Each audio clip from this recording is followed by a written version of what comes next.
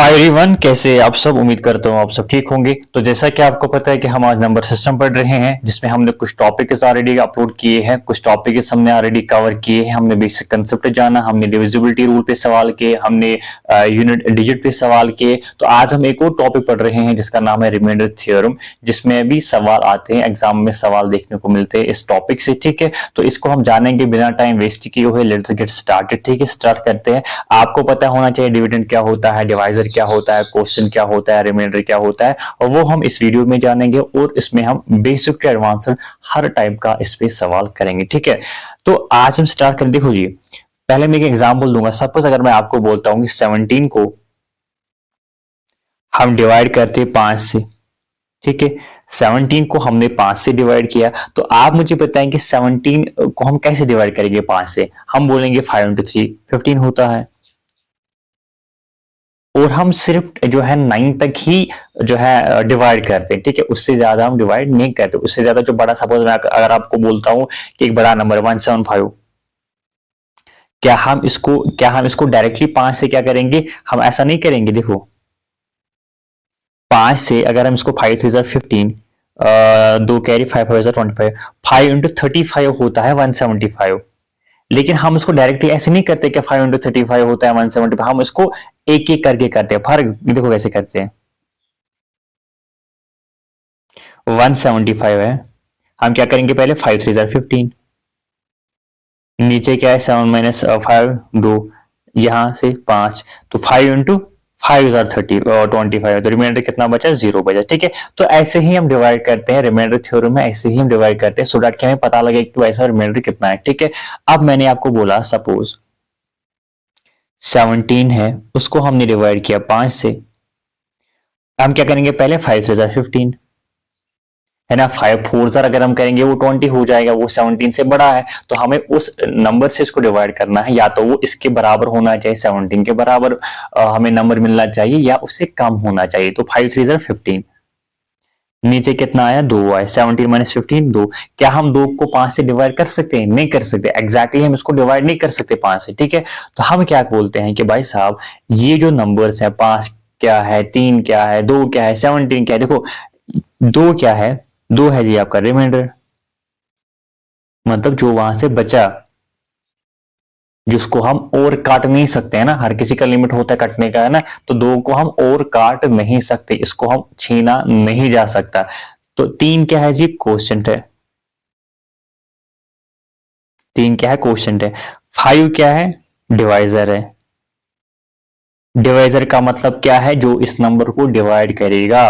ठीक है, 17 क्या है जी? डिविडेंड है। जिसको हम डिवाइड कर रहे हैं उसको क्या बोलते हैं? डिविडेंड। और जो बचा उसको हम क्या बोलते हैं? रिमाइंडर। क्वेश्चन का मतलब क्या है? जिससे उसको डिवाइड हो चुका है। तो बस ये चीजें आपको याद रखनी है। अगर मैं आपसे बोलता हूं, देखो 17 माइनस 15 कितना होता है? 2 होता है। तो अगर मैं आपसे बोलता हूं कि 15 प्लस 2 कितना होगा? 17 होगा। मतलब ये 17 को बनाने के लिए 15 प्लस 2 हम करेंगे, वो 17 बन जाएगा। ठीक है, और ये 15 कहां से आया? 5 इंटू 3 करके, 5 इंटू 3 करके, है ना। तो अगर मैं आपसे बोलता हूं कि इसको हम कैसे लिखेंगे, फॉर्मूला में कैसे लिखेंगे, हम बोलेंगे, देखो आई होप आपने नोट किया होगा, मैं ऐसे लिखूंगा। ये जो 17 है, ये किसके बराबर है? 15 प्लस 2। 15 प्लस 2 है ना, 17 किसके बराबर है? 15 प्लस 2। और 15 कहां से आया था? 5 इंटू 3।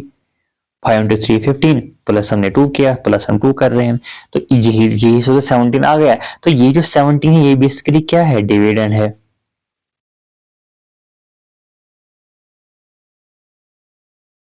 ये जो 5 है, ये क्या है? डिवाइजर है।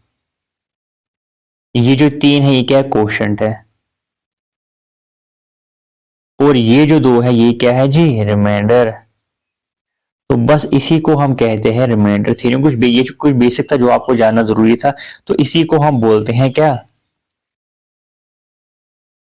रिमाइंडर थ्योरम, जो कि मैंने ऑलरेडी ऊपर लिखा हुआ है। मतलब जो डिविडेंड होता है, जो नंबर होता है, वो किसके बराबर होता है? Divisor into quotient plus remainder. ये आपको याद रखना है, यही रिमाइंडर थ्योरम है, और कुछ भी नहीं है। ठीक है, आई होप आपको ये समझ आ चुका है। है और ये जो बेसिक है ये आपको जानना जरूरी था।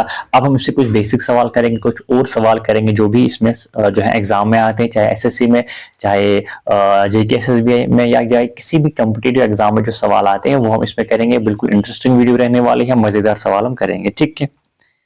Then we have properties. देखो प्रॉपर्टीज में आपको क्या याद रखना है,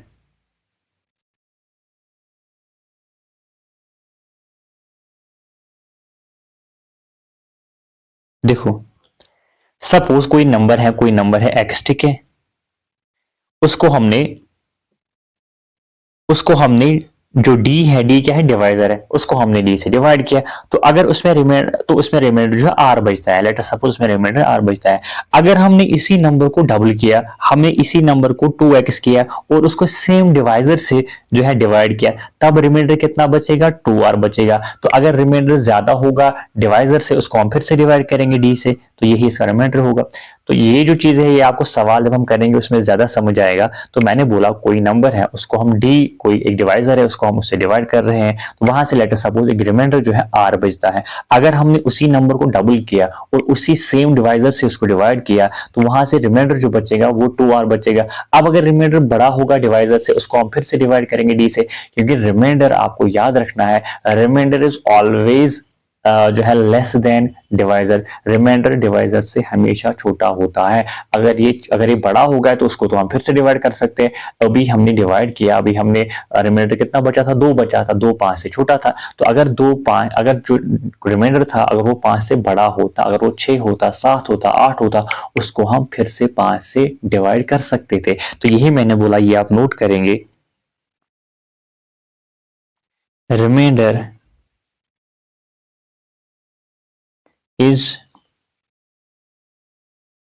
always less than divisor।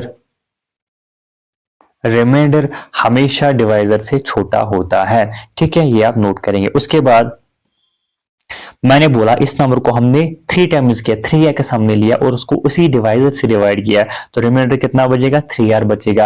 अगर ये फिर से बड़ा होगा तो फिर से हम d से डिवाइड करेंगे, ये आपको याद रखना है। उसके बाद मैंने बोला कि इस नंबर को हम स्क्वायरिंग करेंगे, x स्क्वायर लेंगे और उसको सेम डिवाइजर से डिवाइड करेंगे, तो रिमाइंडर जो है वो भी r स्क्वायर बचेगा, ठीक है। उसके बाद इसको हमने क्यूब किया, सेम डिवाइजर से डिवाइड किया, तो रिमाइंडर कितना बचेगा, r क्यूब बचेगा। उसके बाद हमने इस नंबर को इस फॉर्म में लिया, 2x + 1 अगर इस फॉर्म में नंबर है और उसको हमने सेम डिवाइजर से d से डिवाइड किया, जो रिमाइंडर होगा वो 2r + 1 बचेगा, ठीक है। उसके बाद हमने ये दो जो है अलग है, ठीक है।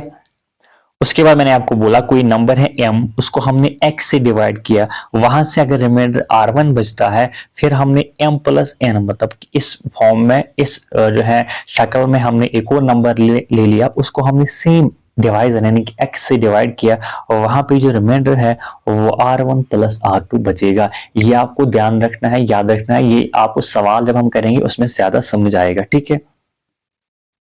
तो चलिए सवाल करते हैं। पहला सवाल है, बिल्कुल एक बेसिक सवाल मैंने लिया है सो दैट कि आपको थोड़ा इसमें पहले एक जो है आप स्टार्ट हो जाए, ठीक है। If divisor is 6 times of quotient and remainder is 3 times of quotient, if the remainder is 21 find the dividend. देखो बिल्कुल हम तरीके से इसको हम करेंगे। देखो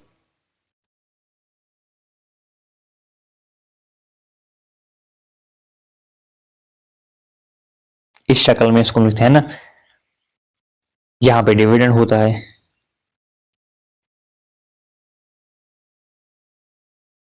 यहाँ पे हम डिविडेंड होता है। इसने बोला कि डिवाइजर जो है 6 गुना कोशेंट है और रिमाइंडर जो है 3 टाइम्स ऑफ कोशेंट। वो रिमाइंडर 21 है ना, रिमाइंडर 21, यहाँ पे हम रिमाइंडर लिखते हैं, रिमाइंडर 21 है।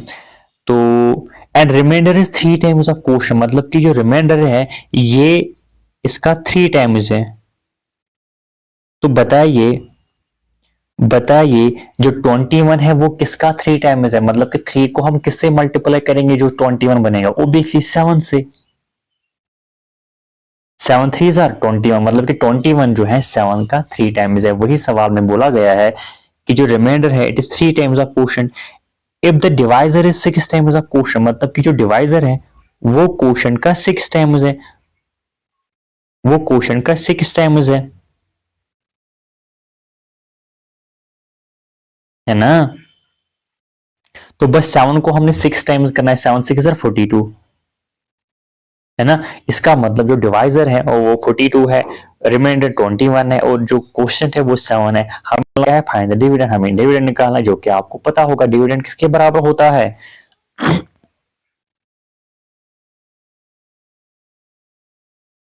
डिविडेंड आपका होता है डिवाइजर, अभी हमने फॉर्मूला पढ़ी थी, into quotient plus remainder. Divisor किसके बराबर है जी, 42, इंटू क्वोशिएंट क्या है जी 7, प्लस रिमाइंडर कितना है, रिमाइंडर 21 है, रिमाइंडर है जी 21, तो बस इसको मल्टीप्लाई करेंगे, 7 2 सर 42, 7 2 सर 14 प्लस 1 15 होता है। इसको हम यूनिट डिजिट के जरिए भी कर सकते हैं, लेकिन यहाँ पे क्या है कि यहाँ पे यूनिट डिजिट इसका भी सेम है, इसका भी सेम है, 0 0 इसका 5 है, इसका 5 है, तो इसको हम पूरा डिवाइड करेंगे, ठीक है। 7 2 सर 14, 7 4 सर 28, 28 और 1 29, 294 प्लस 21, 4 प्लस 1 5, 9 प्लस 2 11, एक कैरी, एक और 2 3, 315 इस सवाल का सही जवाब होगा। 315 कहाँ पे, option number B, option number B इस सवाल का सही जवाब होगा, ठीक है। तो मैंने बोला कि ये बिल्कुल बेसिक सवाल था, पहले ही रिमाइंडर दिया गया था 21 ने, और ये बोला गया था कि वो क्वेश्चन का 3 टाइम हो जाए, मतलब कि हमें क्वेश्चन को 3 बार करना है तब जाके वो 21 बनेगा। तो हम किसको, मतलब कि हमें 3 को मल्टीप्लाई किससे करना है कि वो 21 बन जाएगा, 3 इंटू 7 21 होगा। अब क्वेश्चन निकला, उसके बाद जो है डिवाइजर दिया गया, ये डिवाइजर है 6 टाइम्स ऑफ क्वेश्चन, मतलब कि 7 का 6 टाइम्स करना है, 7 इंटू 6 42 होता है, तो डिवाइजर भी निकला।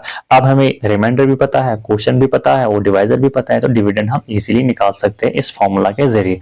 आई होप ये सवाल आपको समझ आ चुका होगा। Then we have next question. क्या बोला गया है कि when the number x is divide by divisor, मतलब कि एक नंबर x से उसको हमने डिवाइजर से जो है डिवाइड किया, मतलब कि जो x है वो बेसिकली डिविडेंड है।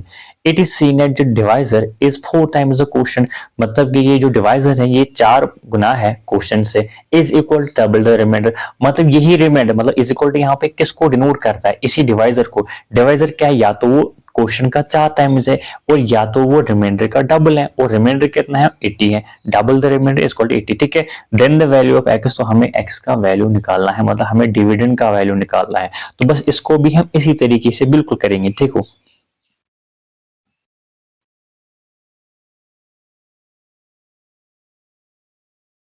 देखो तरीके से हम करेंगे जिस तरह हम करते हैं।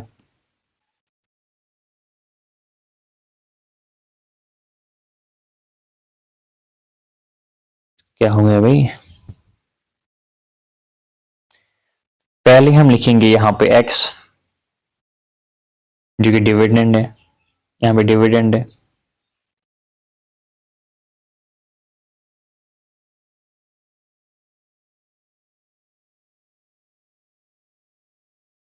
डिविडेंड है, ठीक है। उसको हमने किसी डिवाइजर से डिवाइड किया है, it is seen that divisor is 4 times the quotient, तो हमें रिमाइंडर तो पता है ना, रिमाइंडर से हम निकालेंगे सब कुछ, 80 है, रिमाइंडर हम यहाँ पे लिखते हैं। तो जो डिवाइजर है it is 4 times the quotient and double the remainder, मतलब कि ये जो डिवाइजर है ये रिमाइंडर का डबल है, तो मतलब अगर ये 80 है तो ये कितना होगा भाई, डबल है तो ऑब्वियसली 2 से मल्टीप्लाई करेंगे तो कितना होगा 160। इसको क्या हो गया भाई,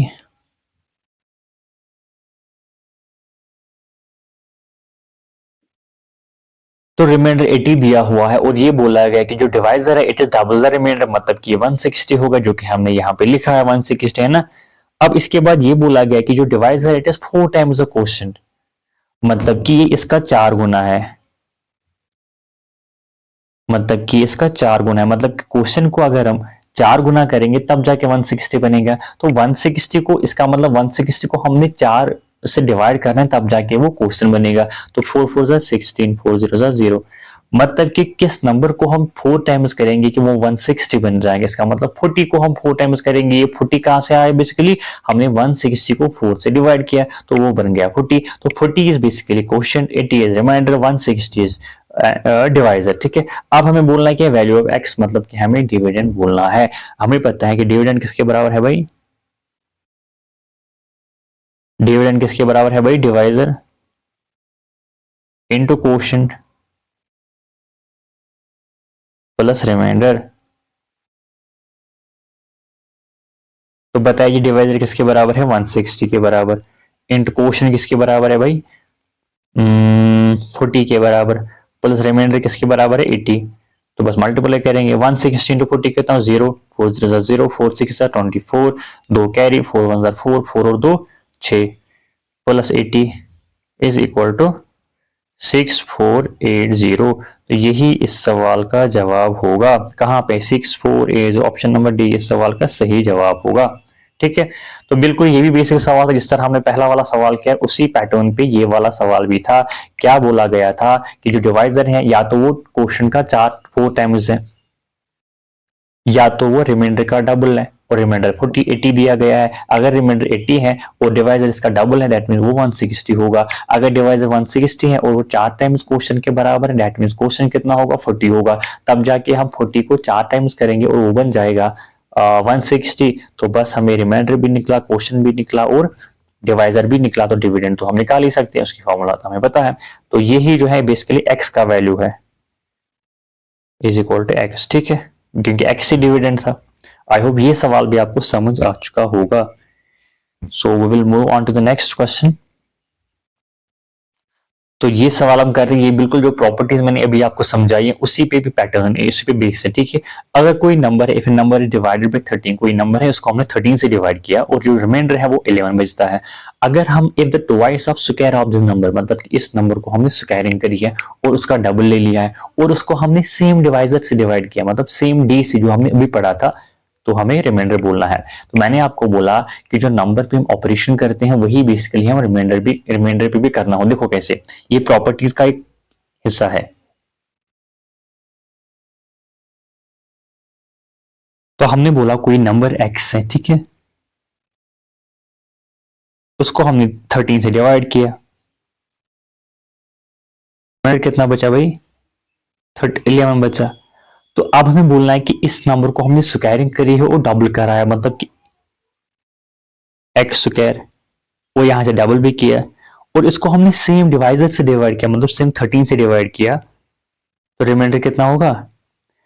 प्रॉपर्टीज में हमने पढ़ा था, लेटर सपोज अगर आप नंबर का स्क्वायर करते हैं तो रिमाइंडर को भी आपने स्क्वायर करना है। अगर आप नंबर को डबल कर रहे हैं तो रिमाइंडर को भी डबल करना होगा। तो यहाँ पे बेसिकली दोनों किया गया, स्क्वायरिंग भी करी गई है और डबल भी किया गया। तो हम रिमाइंडर पे भी वही ऑपरेशन करेंगे। तो आपको ये याद रखना चाहिए, जो नंबर पे हम ऑपरेशन कर रहे हैं हमें रिमाइंडर पे भी वही ऑपरेशन करना होगा। तो बताइए जी, इसको भी हम करेंगे। देखो, रिमाइंडर को जब हम स्क्वायरिंग करेंगे तो 11 स्क्वायर होगा, इंटू 2 हम करेंगे, है ना। यहां से हमने 2i को स्क्वायर किया, यहां से भी हम 2 11 स्क्वायर करेंगे क्योंकि रिमाइंडर तो 11 है। ठीक है, और जो डबल भी किया तो 2 इंटू 11 स्क्वायर, वो कितना होगा? 11 11 121 होता है। तो 2 इंटू 121, 2 1 जार 2, 2 2 जार 4, 2 1 जार 2। तो यही इसका रिमाइंडर है, बट ये इसका रिमाइंडर नहीं है। क्यों? क्योंकि 242 13 से ज्यादा। मैंने आपको प्रॉपर्टीज में भी बोला था, अगर रिमाइंडर डिवाइजर से बड़ा होगा उसको हम फिर से उसी डिवाइजर से डिवाइड करते हैं। 242 आपको पता होगा ऑब्वियसली ये 13 से ज्यादा है, तो इसको हम फिर से 13 से डिवाइड करेंगे। कैसे करेंगे? देखो, 242 को हमने 13 से डिवाइड किया, फिर हम देखेंगे कि रिमाइंडर कितना एक्चुअली बचता है। 13 1 जा 13, 24 में से 13 जाएंगे, 7 प्लस 4 कितना होता है? 11 होता है। तो 11 यहां से 2 आएगा। तो 13 इंटू बेसिकली क्या होता है? 13 इंटू 8 हम करेंगे। 13 इंटू 8 कितना होता है? 8 टू सर 24, 2 कैरी, 8 1 जर 8, 8 और 2 10। तो 112 में से 104 जाएंगे तो क्या बचेगा? 8 बचेगा। तो यही 8 इसका रिमाइंडर होगा। ठीक है, यही 8 इसका रिमाइंडर होगा। तो इस सवाल जो इसमें जो ऑप्शन है वो ऑप्शन नंबर सी इसका सही जवाब होगा। देखो मैं आपको फिर से समझाऊंगा ये कि मैंने आपको प्रॉपर्टीज में पढ़ाया था, जो ऑपरेशन हम नंबर पे कर रहे हैं वही ऑपरेशन हमने रिमाइंडर पे भी करना है। पहले एक नंबर दिया गया था, हमने बोला कि x है, उसको हमने 13 से डिवाइड किया, रिमाइंडर 11 बचता है। उसके बाद हमें उस नंबर का 2x स्क्वायर लेना है, मतलब स्क्वायर भी लेना है और डबल भी करना है। इसका मतलब हमें रिमाइंडर को भी स्क्वायर भी करना है और डबल भी करना है, तो वो बन जाता है 242। अब चूंकि 242 13 से ज्यादा है तो ये तो रिमाइंडर हो ही नहीं सकता है ना। रिमाइंडर मैंने आपको बोला रिमाइंडर हमेशा डिवाइजर से लेस होता है, तो उसको मैंने आपको प्रॉपर्टीज में भी बोला था कि उसको हम फिर उसी डिवाइजर से डिवाइड करते हैं। डिवाइजर क्या है 13 है, 13 से हमने फिर से उसको डिवाइड किया, तो वहां से बचता है रिमाइंडर 8। तो यही इस सवाल का सही जवाब होगा। आई होप ये आपको समझ आ चुका होगा। Then we have next question. If a number is divided by 21, leaves remainder 13. If the thrice of square of this number is divided by same divisor, find remainder. ये basically same pattern का सवाल है, ये आपका homework है, ये आप खुद से करेंगे और उसका जो जवाब है वो आप कमेंट सेक्शन में जरूर लिखेंगे। देखो अब ये जो है when positive integer is divided by d the remainder is 15, when 10 times of the same number is divided by d the remainder is 6, the least possible value of d is, एक positive integer है उसको हमने divide किया d से और जो reminder है वो 15 बचता है।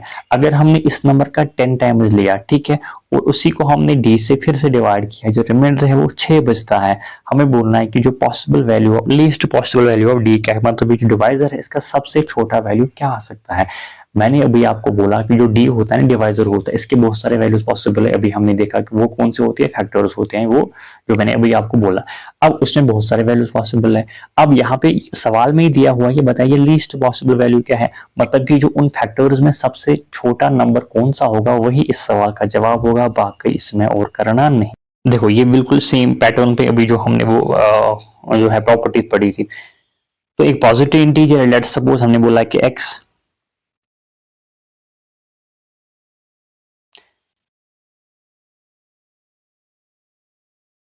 हमने बोला x, इसको जो है d से हम डिवाइड करते हैं और जो रिमाइंडर होता है वो कितना बचता है, 15 बचता है। अब इसका हमने 10 टाइम्स ले लिया तो मतलब 10x, और उसको हमने सेम डिवाइजर से d से डिवाइड किया। तो हमने एक प्रॉपर्टी पढ़ी थी, रूल पढ़ा था, जो ऑपरेशन हम नंबर पे करते हैं वही ऑपरेशन हमने रिमाइंडर पे भी करना है। तो हमने नंबर को 10 टाइम्स लिया, मतलब रिमाइंडर को भी हम 10 टाइम्स लेना है। 10 into 15 कितना होगा, 150। रिमाइंडर कितना बचेगा, 150। लेकिन सवाल में दिया गया है कि जब हमने इसको 10 टाइम्स नंबर को डिवाइड किया डी से, रिमाइंडर कितना बचता है, 6 बचता है। इसका ऑब्वियसली मतलब है कि 150 को हमने, क्योंकि 150 ऑब्वियसली रिमाइंडर जो है यहाँ पे बड़ा होगा, है ना, यहाँ पे डिवाइजर से बड़ा होगा। तो हमने इसको सवाल में ये बोला गया है कि जो रिमाइंडर है वो 6 बचता है, इसका मतलब 150 को फिर से डिवाइड किया जा चुका है, तब जाके रिमाइंडर 6 बचा है, क्योंकि डिवाइजर हो सकता है रिमाइंडर से बड़ा होगा। तो 150 को हमने क्या किया, 150 को हमने डिवाइजर हमें नहीं पता, डिवाइजर डी है बेसिकली, इसको हमने फिर से डिवाइड किया, रिमाइंडर कितना बचा जी, 6। तो रिमाइंडर जब 6 बचा, इसका मतलब मैंने 150 कैसे हम बनाते हैं, 6 प्लस कुछ हम करते हैं तो वो 150 बन जाता है। 6 प्लस हम क्या करेंगे, 6 प्लस 144, तो वन बन जाएगा 150। मैंने अभी आपको बोला रिमाइंडर 6 है और ऊपर जो डिविडेंड है वो पूरा 50 है, 150 है। तो 150 को हम माइनस करते हैं तब जाके रिमाइंडर बचता है। 150 को हम क्या माइनस करेंगे, जो 6 बनेगा, और 150 को हम 144 माइनस करेंगे तो वो 6 बन जाएगा। ठीक है, तो अब है जी आपके जो असली खेल यहाँ स्टार्ट होता है। यहाँ पे 144 है, यहाँ पे डिवाइजर है, हमें least possible value of D बोलना है, least possible value of D बोलना है। तो ये जो डी है ये मैंने अभी आपको बोला, ये 144 के फैक्टर्स में से कोई भी हो सकता है। D can be any of the factor of 144। क्योंकि हमें लीस्ट वैल्यू बोलना है तो हम इसमें सारे फैक्टर्स नहीं निकालेंगे, हम जो लीस्ट वाला फैक्टर होगा वही निकालेंगे और वही इसका जवाब होगा। ठीक है, पहली बात तो कि डी जो है ये it will be greater than 6, है ना। डिवाइजर मैंने आपको बोला कि हमेशा रिमाइंडर से बड़ा होता है और जो रिमाइंडर होता है वो डिवाइजर से हमेशा छोटा होता है। तो डिवाइजर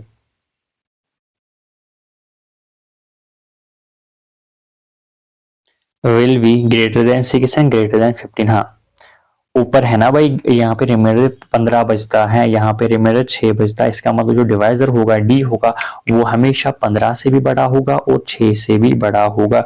तो मिनिमम वैल्यू ऑफ डी क्या हो सकता है फिर बताओ। इसका मतलब 16 से स्टार्ट होगा। इसके जो फैक्टर्स हम निकालेंगे 16 से स्टार्ट करेंगे, तो मिनिमम वैल्यू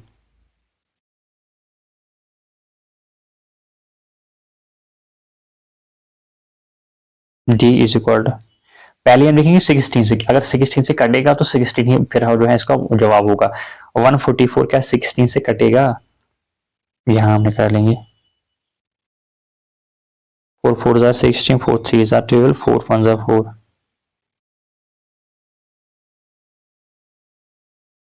नहीं भाई 4 4 jar 16, 4 3 jar 12, 2 carry 4, 6 jar 24, 4 1 jar 4, 4 9 jar 36। बिल्कुल कटेगा, बिल्कुल कटेगा, 16 ही इसका जवाब होगा। कहां से मुझे यह पता लगा, देखो फिर से समझाता हूँ, फिर से आप ध्यान रखेंगे। पहले एक नंबर है उसको हमने डी से डिवाइड किया, रिमाइंडर 15 बचता है। अब हमने 10 टाइम्स ऑफ उसी नंबर को लिए। मैंने आपको बोला जो ऑपरेशन हम नंबर पे करते हैं वही ऑपरेशन हमें जो है रिमाइंडर पे भी करना है। तो 10 टाइम्स हमने नंबर ले लिया, इसका मतलब रिमाइंडर भी 10 टाइम्स होगा। कितना होगा 15 इंटू 10 150। यहां तक क्लियर है, हाँ जी क्लियर है। अब सवाल में बोला गया कि नहीं जी अब रिमाइंडर 6 बचता है, इसका मतलब जो 150 ये ओब्वियसली जो है ये रिमाइंडर बड़ा होगा डिवाइजर से, तभी इसको फिर से डिवाइड किया गया है, तब जाके रिमाइंडर 6 बचा है। तो जब रिमाइंडर 6 बचा है, यहाँ पे डिविडेंड 150 है, तो यहाँ पे क्या होगा बेसिकली 144 होगा। क्यों होगा, क्योंकि 150 में से 144 हम माइनस करेंगे तब जाके 6 बनेगा। और अब ये जो डिवाइजर है डी है, मैंने आपको अभी बोला ये 144 के फैक्टर्स में से कोई भी हो सकता है ना, कोई भी हो सकता है। लेकिन सवाल में कंडीशन दी गई है कि रिमाइंडर एक तो 15 है, एक तो 6 है, इसका मतलब डिवाइजर जो होगा 6 से भी बड़ा होगा और 15 से भी बड़ा होगा, है ना, क्योंकि रिमाइंडर जो डिवाइजर होता है हमेशा रिमाइंडर से बड़ा ही होता है। इसका मतलब जो क्या बोलते हैं उसको, जो ये डिवाइजर होगा ये 6 से बड़ा होगा और 15 से भी बड़ा होगा। अब 15 से बड़ा क्या हो सकता है, 16 हो सकता है, 17 18 19 20, है ना। तो पहले हम 16 लेंगे, क्या 16 144 का फैक्टर हो सकता है, तो फिर हमने यहां से डिवाइड किया कि क्या 16 144 का फैक्टर हो सकता है, मतलब क्या ये पूरा इसको डिवाइड कर सकता है। तो हमने जब चेक किया कि हाँ ये उसको पूरा डिवाइड कर सकता है, तो डी जो है 16 भी हो सकता है। और 16 17 18 फिर आगे जाके हम बहुत सारे फैक्टर चेक कर सकते हैं, जो कि हमें अभी नहीं करना है, पिछले सवाल में हमने किए थे। हमें पॉसिबल वैल्यू जितने भी वैल्यूज है एक्स के वो हमें निकालने थे। यहाँ पे सारे वैल्यूज हमें नहीं निकालने हैं, यहाँ पे लीस्ट पॉसिबल वैल्यू निकालना है। तो लीस्ट पॉसिबल वैल्यू जब हमने 16 चेक किया तो 16 से ही ये कटता है, 16 जो है इसका फैक्टर है, तो 16 इसका सही जवाब होगा। 15 क्यों नहीं होगा, क्योंकि 15 तो ऑलरेडी रिमाइंडर है, डिवाइजर तो रिमाइंडर से बड़ा होता है। 6 क्यों नहीं हो सकता, क्योंकि 6 रिमाइंडर है, डिवाइजर तो हमेशा रिमाइंडर से ज्यादा होता है। आई होप ये सवाल आपको समझ आ चुका होगा। देन वी नेक्स्ट क्वेश्चन, ये भी इसी पैटर्न पे बेस है, ये भी आप खुद करेंगे। एक नंबर n है, इसको हमने डिवाइजर से डिवाइड किया है और 2 डिजिट, यहाँ पे 2 डिजिट का ही नंबर है, ठीक है। रिमाइंडर 68 बचता है। अगर 5n को हमने डिवाइड किया, मतलब इस नंबर को हमने 5n ले लिया, इसको हमने d से डिवाइड किया, ये जो है रिमाइंडर 8 बचता है। तो हमें find the value of D, हमें बेसिकली डी का वैल्यू निकालना है ना। तो बस जो है वर्क है, इसको भी आप खुद से करेंगे। अब ये क्या है जी, when positive integer is divided by D the remainder is 50, when 10 times of the same number is divided by D the remainder is 6, the least possible value of D. I think ये तो हमने already किया है, least possible value ये तो हमने already किया है ना। तो let was the end of the slide, ठीक है। तो ये फिर से करेंगे, ठीक है, फिर से आपको होमवर्क है, ये भी आप खुद से करेंगे फिर से, क्योंकि हमने ऑलरेडी किया है, ठीक है। तो that was the end of slide. तो ये जो है इससे हमारा जो रिमाइंडर थ्योरम है वो भी कंप्लीट होती है, हमारा यूनिट डिजिट भी कंप्लीट होता है, हमारा डिविजिबिलिटी रूल भी कंप्लीट होता है। अब इसमें बचता है जी एलसीएम और एचसीएफ, जिस पे सवाल आते हैं वो भी हम करेंगे। एलसीएम और एचसीएफ को बिल्कुल डिटेल में हम जानेंगे, उस पर बहुत इंटरेस्टिंग सवाल करेंगे, ठीक है। उसके बाद मैं एक और इस पे वीडियो लाऊंगा जिसमें हम मिसलिनियस जितने भी सवाल बचते हैं वो हम सारे करेंगे, सो डैट की जो नंबर सिस्टम है इसमें कोई भी सवाल आपको एग्जाम में आएगा और वो आप करेंगे। और हमने इसमें सारा कंसेप्ट जाना, सारे रूल्स पढ़े, सारे टॉपिक्स पढ़े, और इसमें हम कोई भी जो है चाहते हैं कि सब कुछ इसमें कवर हो, कोई भी चीज छूटना नहीं चाहिए इसमें। और क्योंकि ये जो टॉपिक है ये आपके हर किसी एग्जाम के लिए इंपॉर्टेंट होता है। तो that was the end of the slide. I hope आपको ये वीडियो पसंद आ चुका होगा, और अगर वीडियो पसंद आ चुका है तो अपने दोस्तों के साथ भी इसको शेयर करना ना भूलें। And if you are new to the channel, don't forget to subscribe the channel. Thank you so much.